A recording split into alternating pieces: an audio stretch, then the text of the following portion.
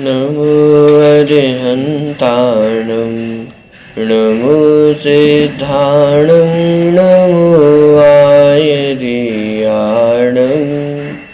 नमो वज्रायाणं नमो लोये सवसाहुणम् मंगलम भगवान वीरो मंगलम गौतमो गणी मंगलम कुंद कुंदाद्यो जैन धर्मोस्तु मंगलम सर्वमंगल मांगल्यम सर्वकल्याणकारकम प्रधानम सर्वधर्माणां जैनम जयतु शासनम् वन्दितु सर्वसिद्धे धूमचलमणोमवं गतिं पत्ते वोच्छामि समय पाहुड मृणमो सुध केवली भणितम्।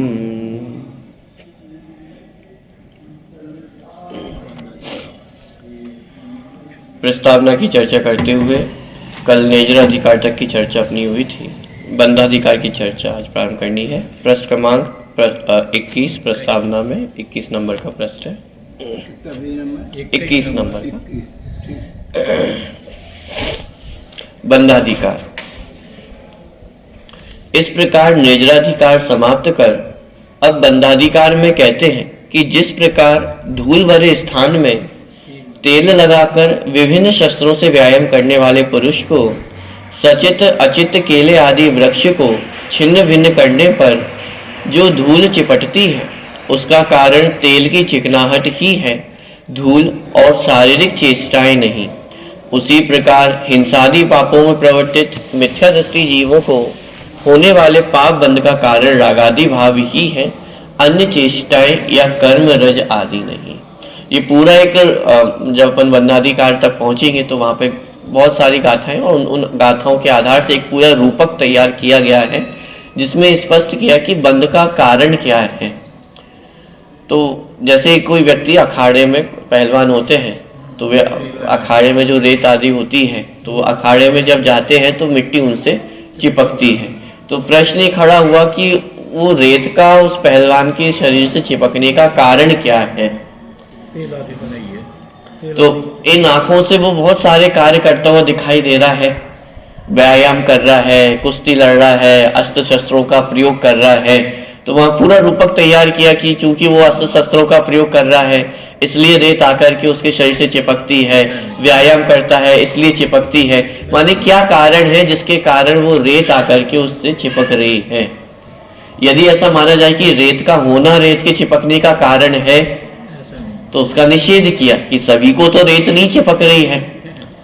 इसका मतलब कोई कारण विशेष है जिसके कारण उस रेत का शरीर के साथ चिपकना हो रहा है। मतलब रेत का होना उस रेत के चिपकने का कारण नहीं है। शरीर आदि की क्रिया होना, व्यायाम आदि होना, अस्त्र शस्त्रों का प्रयोग होना, ये भी रेत के चिपकने का कारण नहीं है। तो फिर रेत के चिपकने का कारण क्या निकला? ये तेल मर्दन। कि वो जो पहलवान था अखाड़े में आने से पहले तेल मर्दन करके आया था और वो तेल के कारण ही, उस चिकनाहट के कारण वो रेत उस पहलवान के शरीर से चिपक रही थी। उसी प्रकार जीव पर भी घटित किया कि जीव में कर्मों का बंधन किस कारण से हो रहा है। तो उसके बहुत सारे कारणों पे विचार किया गया कि जीव में कर्मों के बंधन का कारण क्या क्या है। तो विचार किया गया कि कर्मों का होना क्या कर्म बंधन का कारण है। तो वहां उसका निषेध किया कि कर्मों का होना कर्म बंधन का कारण नहीं है, क्योंकि कार्मण वगैरह तो जहाँ पे सिद्ध भगवान विराजमान है वहां पर भी ठसाठस है, लेकिन कार्मण वगैरह का होना कर्म बंधन का कारण नहीं है। तो शरीर आदि की जो क्रिया हो रही है क्या वो कर्म बंधन का कारण है? कि शरीर आदि की क्रिया भी कर्म बंधन का कारण नहीं है, क्योंकि अभी अरहंत अवस्था में भी मन वचन काय योग तो चल रहे हैं, लेकिन मन वचन काय योग होने पर भी उन्हें कर्म बंधन नहीं होता है।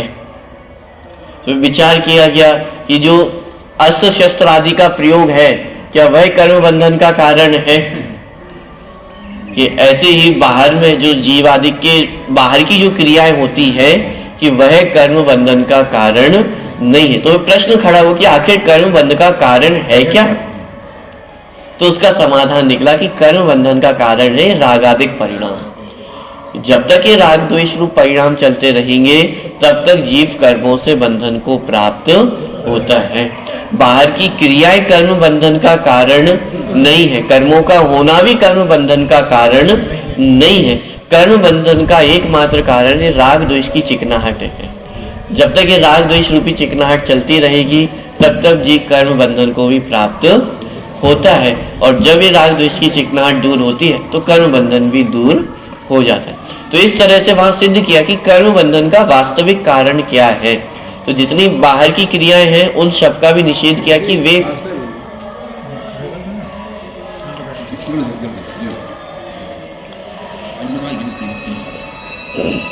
जितनी बाहर की चेष्टाएं हैं अथवा कर्म रज है वह कर्म बंधन का कारण नहीं है।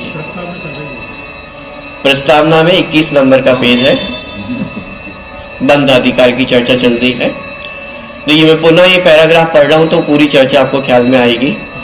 इस प्रकार निजरा अधिकार समाप्त कर अब बंधाधिकार में कहते हैं कि जिस प्रकार धूल भरे स्थान में तेल लगाकर विभिन्न शस्त्रों से व्यायाम करने वाले पुरुष को सचित अचित केले आदि वृक्ष को छिन्न भिन्न करने पर जो धूल चिपटती है उसका कारण तेल की चिकनाहट ही है। अब देखिए यहाँ पे कितनी सारी चीजें ली गई है। एक तो रेत का होना, क्या वह चिपकने का कारण है, माने उस शरीर से चिपकने का कारण है? कि धूल का होना अथवा अस्त्र शस्त्रों का प्रयोग होना, व्यायाम करना, क्या ये धूल चिपकने का कारण है? इसमें एक और चीज ऐड की कि सचित और अचित वृक्षों को छेदन वेदन करता है, तो क्या ये धूल चिपकने का कारण है? अब जब जीव पे घटित करेंगे तो क्या कर्म का होना कर्म बंधन का कारण है? क्या शरीर की क्रियाएं कर्म बंधन का कारण है? अस्त्र शस्त्र का प्रयोग कर्म बंधन का कारण है? या अस्त्र शस्त्रों के आधार से अथवा शरीर की क्रियाओं के आधार से अन्य जीवों का घात होना करना, क्या ये कर्म बंधन का कारण है? क्योंकि जैसे यहाँ पे लिया सचित अचित केले आदि वृक्ष को छिन्न भिन्न करता है, तो क्या केले के वृक्षों को छिन्न भिन्न करना ये धूल चिपकने का कारण है? कि जिस प्रकार केले के वृक्ष को छिन्न भिन्न करना ये धूल चिपकने का कारण नहीं है, उसी प्रकार जीव के द्वारा अन्य जीवों का घात होना ये भी कर्म बंधन का कारण नहीं है। और बहुत सावधानी से समझना इस प्रकरण को, क्योंकि छल ग्रहण करने की बहुत संभावना यहाँ पर भी है। यहाँ पे क्या कहा जा रहा है कि बाहर में मात्र शरीर की निमित्त से अन्य जीवों का घात होना ये कर्म बंधन का कारण नहीं है। कर्म बंधन का कारण है मूल में प्रमाद का होना। यदि प्रमाद नहीं है तो बाहर में कदाचित जीवों का घात हो भी जाए तो भी कर्म बंधन नहीं है, लेकिन अंतरंग में यदि प्रमाद है तो बाहर में जीवों का घात हो या ना हो तो भी कर्म बंधन होगा। क्योंकि यहाँ पे दोनों चीजें ली, सचित और अचित। अचित केले का वृक्ष का घात करे तो पाप बंधन तो वैसे कुछ भी नहीं है, लेकिन यदि तेल मर्दन किया है तो रेत तो चिपकेगी। उसी तरह यदि बाहर में जीवों का घात ना भी हो, लेकिन यदि अंतरंग में प्रमाद है अथवा और सरल भाषा में कहूं राग द्वेष की परिणति है तो कर्म बंधन निरंतर होता है। ठीक, तो जिस प्रकार सचित अचित केले आदि वृक्ष को छिन्न भिन्न करने पर जो धूल चिपटती है उसका कारण तेल की चिकनाहट ही है और कोई कारण नहीं है। हाँ, सब प्रमाद में वो सारी चीजें आ गई। धूल और शारीरिक चेष्टाएं नहीं है, माने यहाँ पे दो चीजों का निषेध किया कि धूल वह धूल के चिपकने का कारण नहीं है। उसी तरह कर्मों का होना कर्म बंधन का कारण नहीं है। इससे ये भी बात सिद्ध हुई कि जो हम कर्मों पे आरोप डालते हैं कि मैं क्या करूं, आठों कर्म बंधे हुए हैं, आठों कर्मों का होना आठ कर्म के बंधन का कारण नहीं है। क्योंकि यदि आठ कर्मों के होने से कर्म बंधन होता हो तो फिर सिद्ध भगवान को भी कर्म बंधन होना चाहिए। कोई मोक्ष नहीं जा सकता था, कर्मों के अधीन हो जाता। लेकिन 8 कर्मों का होना कर्म बंधन का कारण नहीं है। जैसे धूल का होना धूल के चिपकने का कारण नहीं है। तेल की मर्दन होगा तो धूल जाकर के चिपकती है, यदि धूल ना हो तो रेत जाकर के धूल जाकर के नहीं चिपकेगी। कि धूल और शारीरिक चेष्टाएं वह धूल के चिपकने का कारण नहीं। उसी प्रकार हिंसादि पापों में प्रवर्तित मिथ्या दृष्टि जीव को होने वाले पाप बंध का कारण रागादि भाव ही है, अन्य चेष्टाएं या कर्म रज आदि नहीं है। यानी कर्म भी कर्म बंधन का कारण नहीं है और मिथ्या दृष्टि को होने वाली भी जो बाहर शारीरिक चेष्टाएं हैं वो कर्म बंधन का कारण नहीं है। कर्म बंधन का कारण रागादिक परिणाम है। और जब तक ये राग द्वेष के परिणाम है तब तक कर्म बंधन है, और जब ये राग द्वेष के परिणाम नहीं होंगे तो कर्म बंधन भी नहीं होगा। आप विचार करके देखें कि सम्यक दृष्टि जीव भी हो, लेकिन क्या सम्यक दृष्टि जीव भी हो लेकिन क्या उनको कर्म बंधन होता है या नहीं होता है? कि उनको भी कर्म बंधन हो रहा है। तो चाहे मिथ्या दृष्टि हो चाहे सम्यक दृष्टि हो, कर्म बंधन का कारण क्या है? कि उस अवस्था में विद्यमान जो रागादिक परिणाम है वे कर्म बंधन का कारण है। वर्तमान समय में जैसे मिथ्या दृष्टि जीव है तो उसको अनंतानुबंधी राग द्वेष का उदय है, तो उसको तत्संबंधी बंधन हो रहा है। सम्यक दृष्टि जीव को चौथे गुण स्थान में अनंतानुबंधी का अभाव हो गया है, लेकिन अप्रत्यक्ष अनवरण आदि कषाय भी विद्यमान है, तो उसे तत्संबंधी बंधन है। पांचवें गुण स्थान में 2 कषायों का अभाव हो गया, लेकिन 2 कषायों का उदय है, तत्संबंधी उसकी बंधन की प्रक्रिया चल रही है। तो इस प्रकार जितने जितने राग आदि का अंश विद्यमान है उतने उतने अंशों में बंधन की प्रक्रिया भी निरंतर चलती है। अब इसमें मूल बात यह है कि बंधन का कारण राग द्वेष है, बाहर की शारीरिक चेष्टाएं भी बंधन का कारण नहीं है। यदि बाहर की शारीरिक चेष्टाओं को बंधन का कारण माना जाए तो क्या समस्या खड़ी होगी?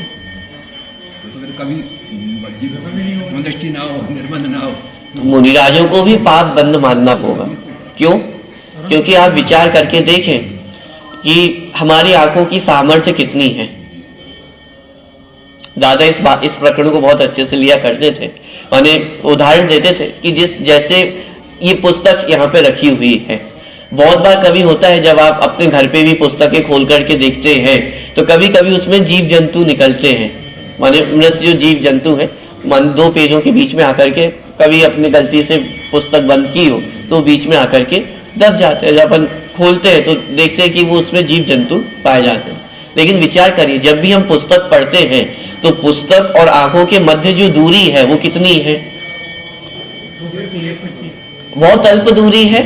लेकिन इतनी अल्प दूरी होने पर भी वो जीव हमारी आंखों से नहीं, हमारे आंखों के सामने माने हम उनको नहीं देख पाते हैं और उनका घात हो जाता है।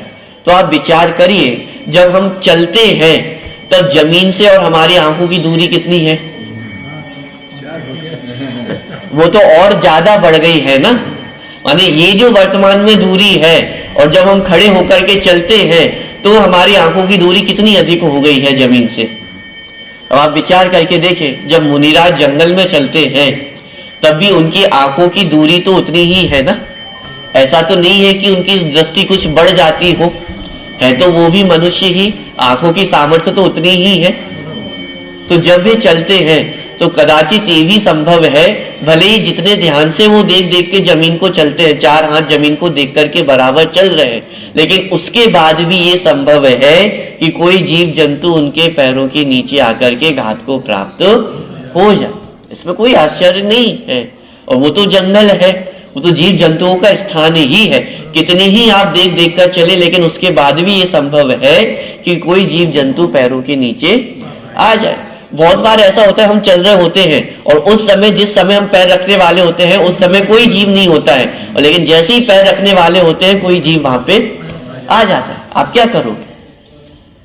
तो ये प्रश्न ही खड़ा हुआ कि जब मुनिराजों के पैर के नीचे कोई जीव जंतु आया तो फिर उन्हें पाप बंधन होगा या नहीं होगा? तो उसका समाधान कि उनको पाप बंधन नहीं है।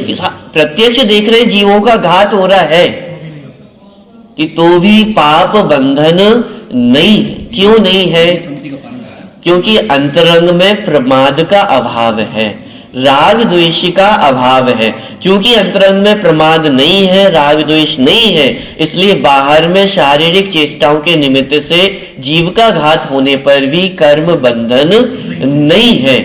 और कोई एक मिथ्या दृष्टि जीव है जो अपने कमरे में, बिल्कुल पैक कमरा है और उसमें हाथ पे हाथ रख के बैठा हुआ है और एक भी जीव का घात उसके निमित्त से बाहर में नहीं हो रहा है, तो प्रश्न ही खड़ा हुआ कि क्या उसको कर्म बंधन हो रहा है या नहीं हो रहा है। तो कहा कि उसको प्रति समय पाप का कर्म का बंधन निरंतर हर समय उसको हो रहा है। तो उसका कारण क्या?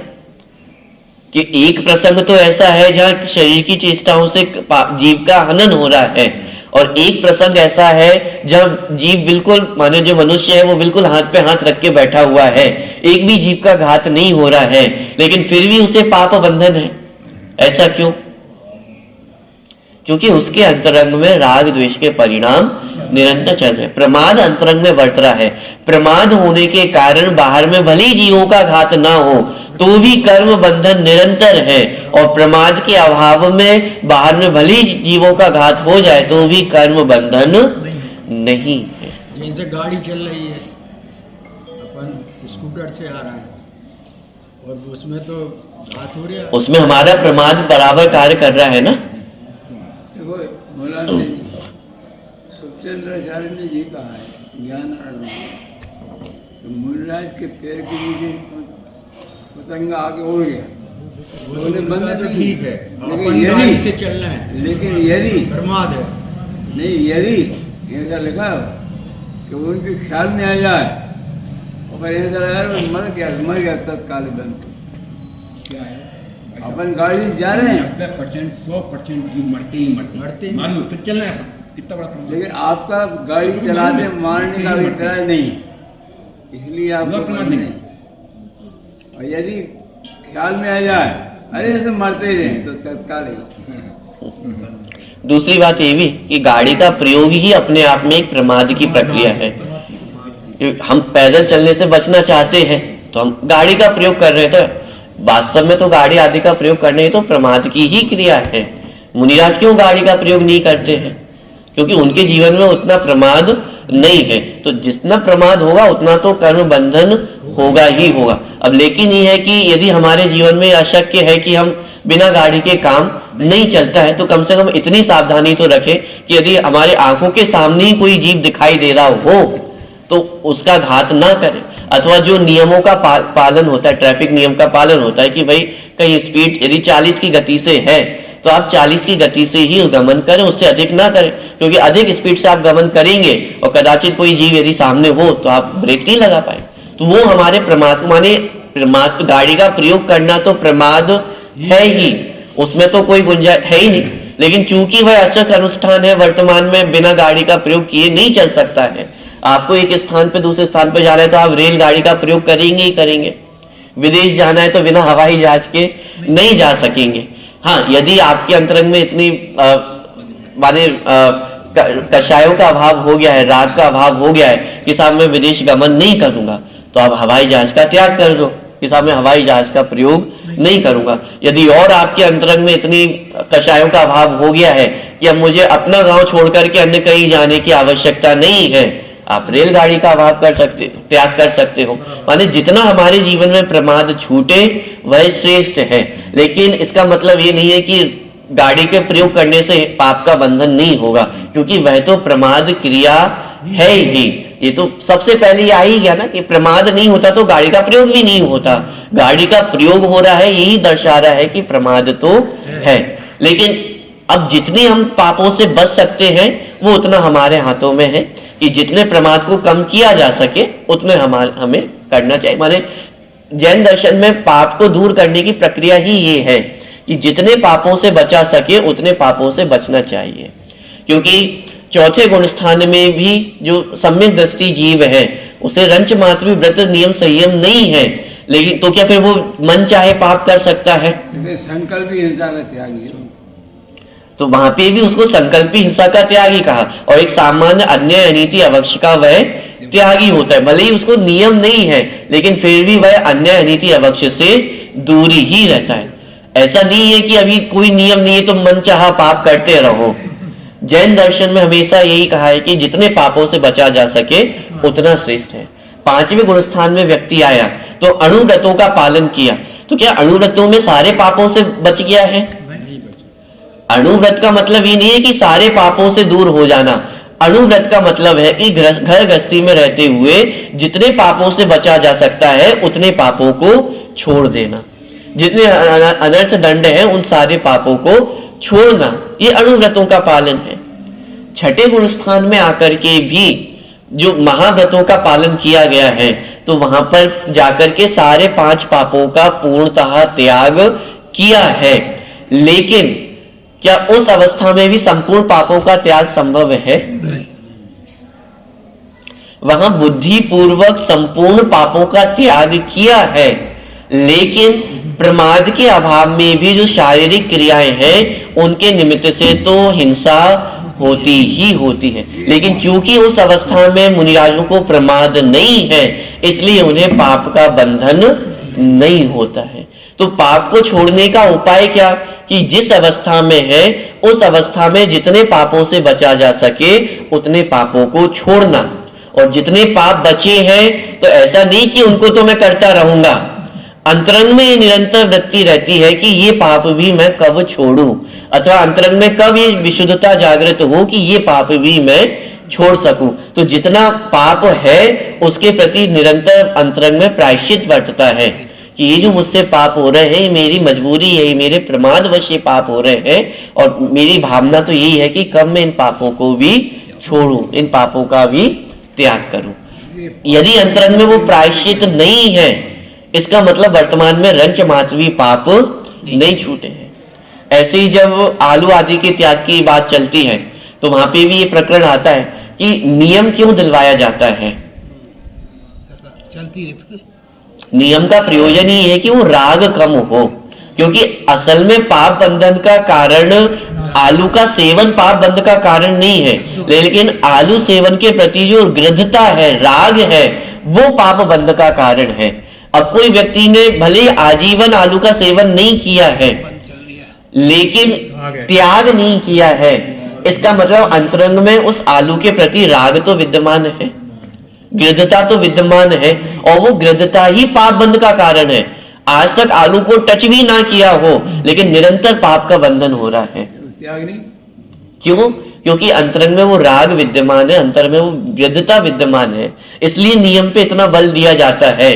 और इसलिए हरि आदि के संबंध में भी, क्योंकि हरि का विस्तार तो बहुत है और हम यदि कैलकुलेट करके देखें हम अपने जीवन में कितनी हरी सब्जी खाते हैं, कितने अनाज खाते हैं, तो आप गिनती की कितनी गिनती कर पाएंगे? 10, 20, 30 ये भी बहुत हो गई है। डेली के भोजन में तो आप 2-4 ही लेते हैं एक बार में, एक समय में। तो यदि त्याग नहीं है तो 20 लाख के बंद है।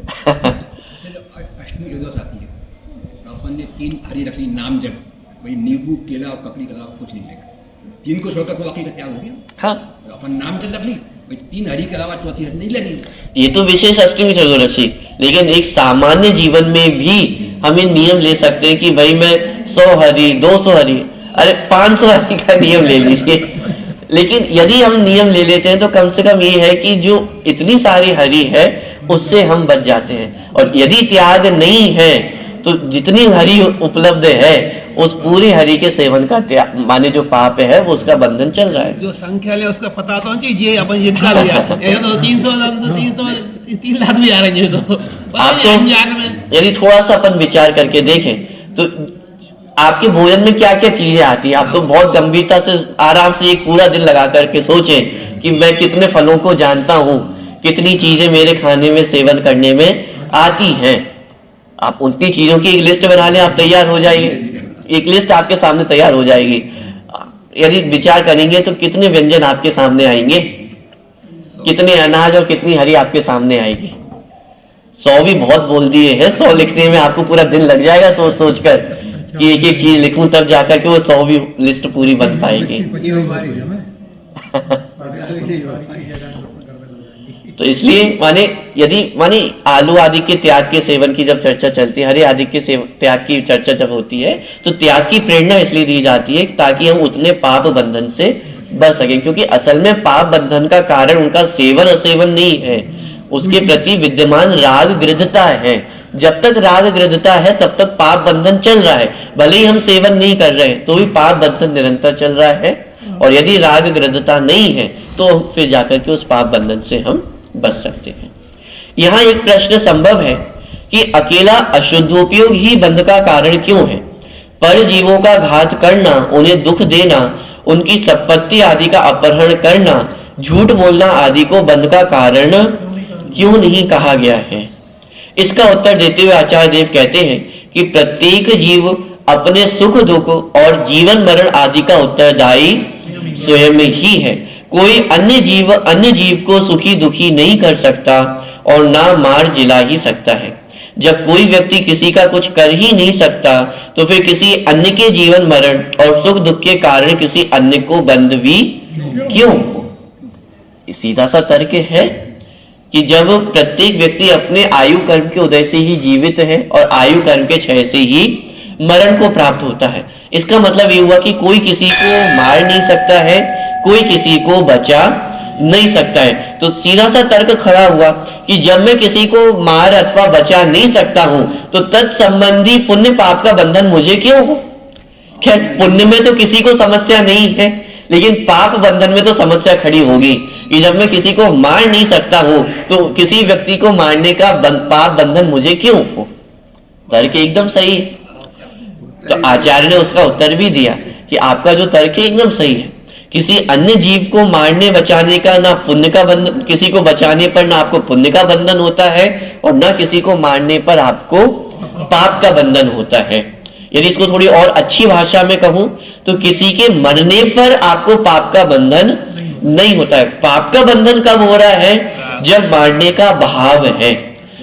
अब मान लीजिए आपने एक पत्थर उठाया किसी को मारने के लिए और आपने उठा करके फेंका और सामने वाले को नहीं लगा, तो अब आपको पाप का बंधन होगा कि नहीं होगा?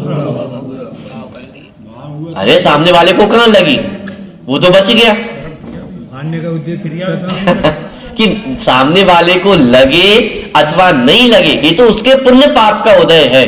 पाप का उदय होगा तो लग जाएगा और पुण्य का उदय होगा तो आप कितनी निशाने लगाते रहो, उसको एक पत्थर लगने वाला नहीं है। तो ये जो उसको लगने की प्रक्रिया है वो तो उसके पुण्य पाप के अधीन है, लेकिन मुझे जो पत्थर उठाकर मारने का भाव आया है इसका कर्ता मैं हूं और तत्संबंधी पाप बंध का कर्ता भी मैं हूं।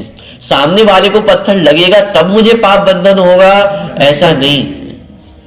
बंध में जो परिणाम आ गया है, पत्थर भी नहीं उठाया है लेकिन मन में विकल्प आ गया कि बस पहले तो मैं तो एक पत्थर उठा के मार दूं। ऐसा बहुत जब तीव्र क्रोध आ जाता है तो कर तो कुछ नहीं पाते हैं, लेकिन मन में विचार आ जाता है कि एक दिन मेरा भी आएगा, बस एक दिन मेरा आएगा, इतना सोच ले, इतने में तो पूरा पाप बंद हो गया है। वो एक दिन आएगा कि नहीं आएगा वो तो उसको आपको भरोसा नहीं है। एक दिन आएगा, आपका अगला दिन आएगा, इसका भी भरोसा है क्या? लेकिन हमने पाप बंधन कितना कर लिया है पूरा, और किया क्या बाहर में? बाहर में तो कुछ भी नहीं किया, लेकिन पाप बंधन पूरा कर लिया। क्यों? क्योंकि वो मारने के परिणाम हुए, कषाय के परिणाम हुए। ऐसे ही पुण्य बंध में भी हम किसी जीव को बचाएं तो पुण्य का बंधन होगा, ऐसा नहीं। सामने वाला जीव बचेगा या नहीं बचेगा ये तो उसके पुण्य पाप के अधीन है, लेकिन चूंकि मुझे बचाने का परिणाम आया है वो पुण्य बंध का कारण है। और मान लीजिए कोई आपका शत्रु है और बाहर में लोक लज्जावश आप उसकी सेवा कर रहे हैं, उसकी रक्षा कर रहे हैं। मान लीजिए उसका एक्सीडेंट हो गया और लोक लज्जावश आप उसकी सेवा करते हुए दिखाई दे रहे हैं, लेकिन अंतर में परिणाम कैसे चल रहे हैं? कुटिल परिणाम चल रहे हैं वो, तो फिर वो पुण्य बंध का कारण नहीं है। क्रिया में भले ही दिखाई दे रहा हो कि वो मदद करता हुआ दिखाई दे रहा है, रक्षा करता हुआ दिखाई दे रहा है, और अंतरंग परिणाम कैसे है? कुटिल परिणाम चल रहे हैं, तो इसका मतलब है पुण्य बंध का कारण नहीं है। सीधी सी बात यह है कि बाहर की क्रियाएं कर्म बंधन का कारण नहीं है, जीव के परिणाम कर्म बंधन का कारण है। फिर चाहे वह पुण्य बंध हो अथवा पाप बंध हो, उनका संबंध जीव के परिणामों से है, बाहर की क्रियाओं से, चेष्टाओं से कर्म बंधन का कारण संबंध नहीं है। सभी जीव अपने आयु कर्म के उदय से जीते हैं और आयु कर्म के समाप्त होने पर मरते हैं। तो वो जो गाथा है बहुत प्रसिद्ध है, निज आयु कर्म से निज आयु क्षय से मरण हो, यह बात जिनवर ने कही, तो मार कैसे सकोगे जब आयु हर सकते। तो इस तरह की जो गाथाएं आई हुई है वो बंध अधिकार की गाथाएं हैं, और उसमें इसी प्रकरण को लिया गया है कि प्रत्येक जीव अपने आयु कर्म के क्षय से अथवा उदय से ही मरण अथवा जीवन को प्राप्त होता है। आप उसमें किसी को मार नहीं सकते हो, किसी को बचा नहीं सकते हो। लेकिन तो फिर कर्म बंधन क्यों होता है? कर्म बंधन जीव के स्वयं के परिणामों के निमित्त से होता है। जब जैसे जीव के जैसे परिणाम होते हैं तब उसको वैसा कर्म बंधन होता है। ठीक है, इसी संदर्भ में आलू के संदर्भ में भी कुतर्क दिया जाता है। ये सब आलू में तो निगोदिया जीव है और एक श्वास में 8-10 बार, जब तक हम आलू लेकर के अपने मुंह तक लाएंगे तब तक तो उनका 18 बार जन्म मरण, 18 बार तो बहुत कम कहा, एक श्वास में 18 बार है तो उतने समय तो कितनी बार जन्म मरण को प्राप्त हो जाते हैं। तो उसमें हमने क्या किया कि जब तक हम मुंह में लेकर के आए तब तक तो वो स्वयं ही मरण को प्राप्त हो गए, हमने थोड़ी ना मारा है। तो उसका कारण भी यही है कि अंतरंग में जो उस आलू के प्रति गृद्धता है, राग है, ये जानते हुए भी कि वह अनंत जीवों का भंडार है और ये जानते हुए भी उसको खाने का परिणाम हो रहा है, इसका मतलब उसके प्रति गृद्धता कितनी अधिक है। और वह तीव्र गृद्धता ही पाप बंध का कारण है। बात समझ में आ रही है? बहुत चलता अपने यहाँ, सब छोड़ दिया ग्रंथ, हमने अकेला अदरक खा, मतलब 9 कहते सब छोड़ दिया, हमने ग्रंथ अदरक अकेला खा, तो उसमें सुबुद्धि नहीं खाते, दवाई के रूप में खाते। चल, सभी जीव अपने आयु कर्म के उदय से जीते हैं और आयु कर्म के समाप्त होने पर मरते हैं। इसी प्रकार सभी जीव अपने कर्मोदय के अनुसार सुखी दुखी होते हैं। जब कोई व्यक्ति किसी अन्य के आयु या कर्म को ले दे नहीं सकता तो फिर उसके जीवन मरण और सुख दुख का जिम्मेवार भी कैसे हो सकता है? जैसे जीवन मरण पे लिया, ऐसे ही सुख दुख पे भी लेना। हम ये सोचते हैं कि मैं किसी को सुखी कर सकता हूं, घर किसके भरोसे चल रहा है? मैं नहीं हूं तो घर चल सकता है? मैं चले जाऊंगा तो पता नहीं क्या होगा। अरे हम तो कहां तक सोच लेते हैं कि मैं नहीं हूंगा तो घर का क्या होगा, परिवार का क्या होगा, इस देश का क्या होगा। कहां तक पहुंच जाती है हमारी सोच। लेकिन गंभीरता से विचार किया जाए तो मैं सिर्फ अपना करता हूं, अन्य किसी का करता नहीं हूं, क्योंकि प्रत्येक जीव के अपने पुण्य पाप के उदय है ना।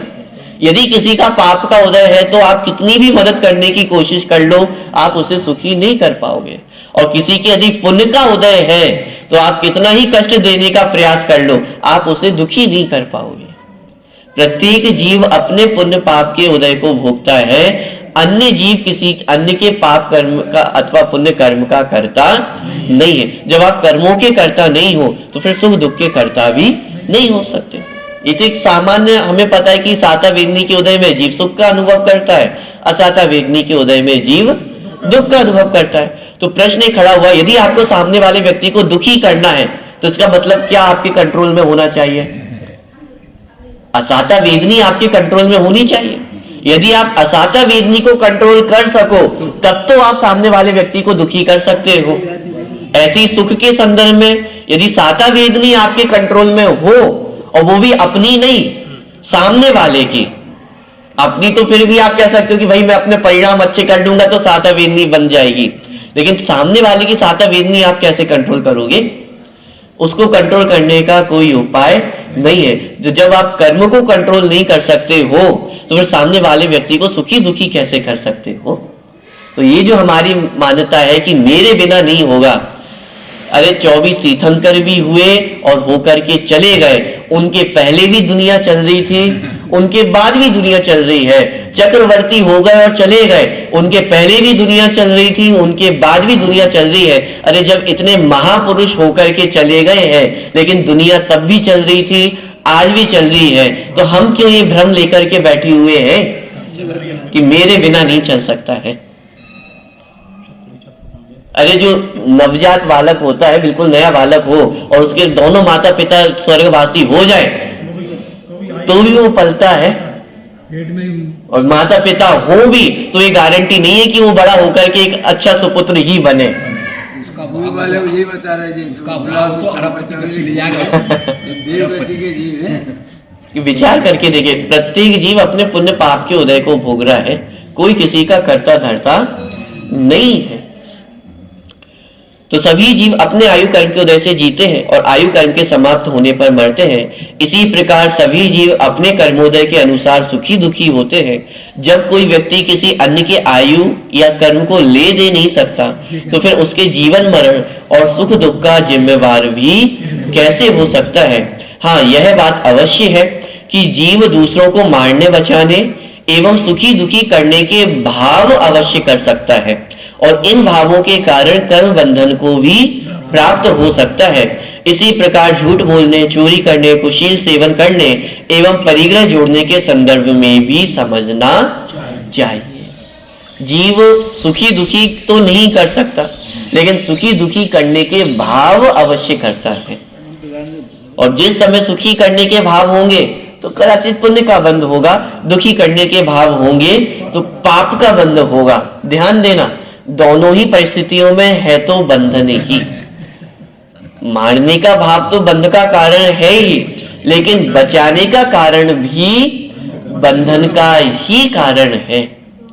इसलिए सिद्ध भगवान का एक विशेषण है निर्दय। सिद्ध चक्र विधान में एक विशेषण आता है निर्दय। अब लेकिन वो निर्दय कहना अच्छा नहीं लगता तो फिर उसको बदल के अदया कर दिया था, और फिर अदया को बदल के भी अब उसको कुछ और कर दिया गया है। लेकिन मूल में जो एक विशेषण था वो था निर्दय। कि सिद्ध भगवान कैसे हैं? निर्दयी है। तो निर्दयी का मतलब क्रूर है कि निर्दयी का मतलब क्रूर नहीं है। निर्दयी का मतलब है कि मारने का भाव भी नहीं है, अब किसी को बचाने का भाव भी नहीं है, क्योंकि बचाने का भाव भी शुभ भाव है, बंध का कारण है।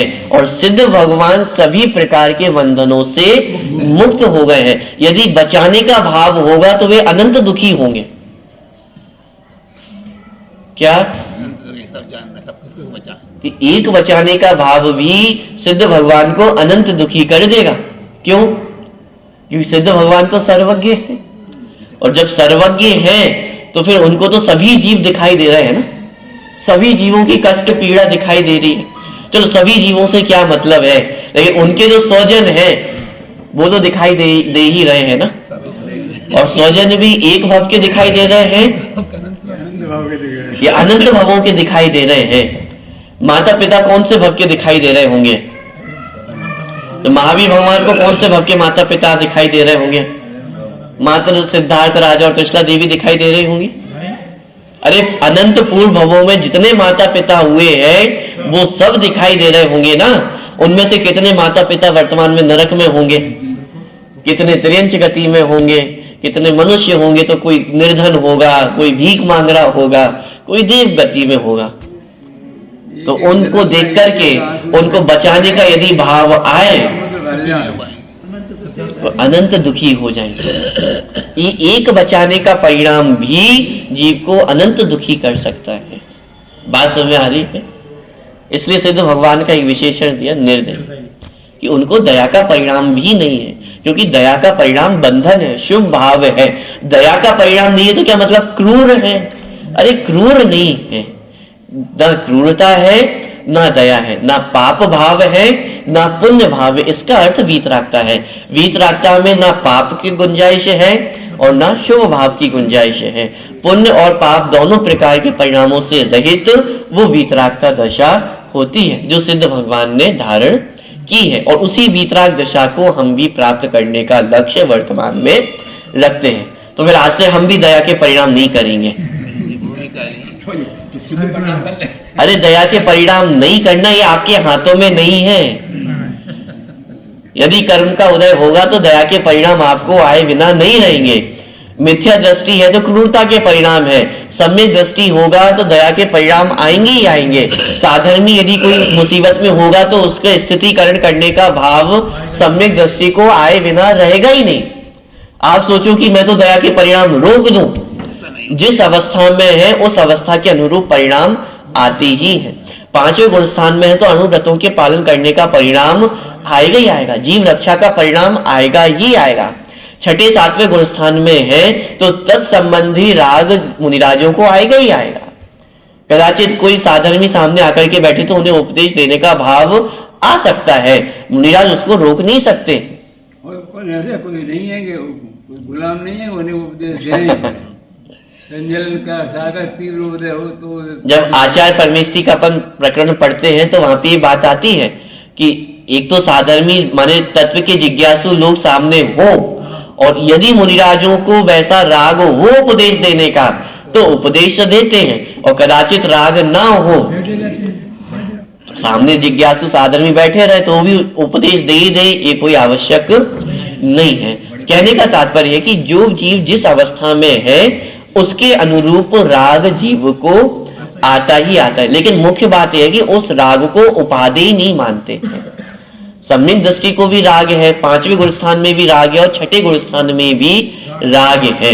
मुनिराज को आहार करने का विकल्प होगा, आहार करने का राग आएगा, लेकिन मुनिराज उस आहार करने के राग को उपादेय नहीं मानते हैं, उसमें सुख बुद्धि नहीं करते हैं। ये सम्यक दृष्टि और मिथ्या दृष्टि में अंतर, माने मिथ्या दृष्टि को भी सारे विकल्प आते हैं और सम्यक दृष्टि को भी सारे विकल्प आएंगे। व्यापार करने का विकल्प मिथ्या दृष्टि को भी आएगा, सम्यक दृष्टि को भी आएगा, लेकिन दोनों में अंतर क्या है कि मिथ्या दृष्टि उस विकल्प को उपादेय मानता है, करने योग्य समझता है, और सम्यक दृष्टि उस विकल्प को करने योग्य नहीं समझता है, निरंतर उसके प्रति हे बुद्धि उसकी वर्तती है। एक अंतर है एक मिथ्या दृष्टि में और एक सम्यक दृष्टि में। तो इस प्रकार ये बंध अधिकार में बहुत सुंदर चर्चा ली गई है, माने जीव बंधन को प्राप्त किस कारणों से होता है, इसकी चर्चा बहुत विस्तार में इस बंध अधिकार में की गई है। तो जितनी प्रसिद्ध गाथाएं भी हम पढ़ते हैं, किसी को मार नहीं सकते हैं, बचा नहीं सकते हैं, सुखी दुखी नहीं कर सकते, ये सारी चर्चा भी इस बंध अधिकार में आती है। विस्तार में तो चर्चा जब बंध अधिकार आएगा तब बहुत विस्तार में होगी। अभी तो एक संक्षिप्त में किस अधिकार की क्या विषय वस्तु है वो अपन समझ रहे हैं। तो आज बंध अधिकार की चर्चा अपन ने देखी है, कल मोक्ष अधिकार और सर्व विशुद्ध ज्ञान अधिकार की चर्चा अपन देखेंगे।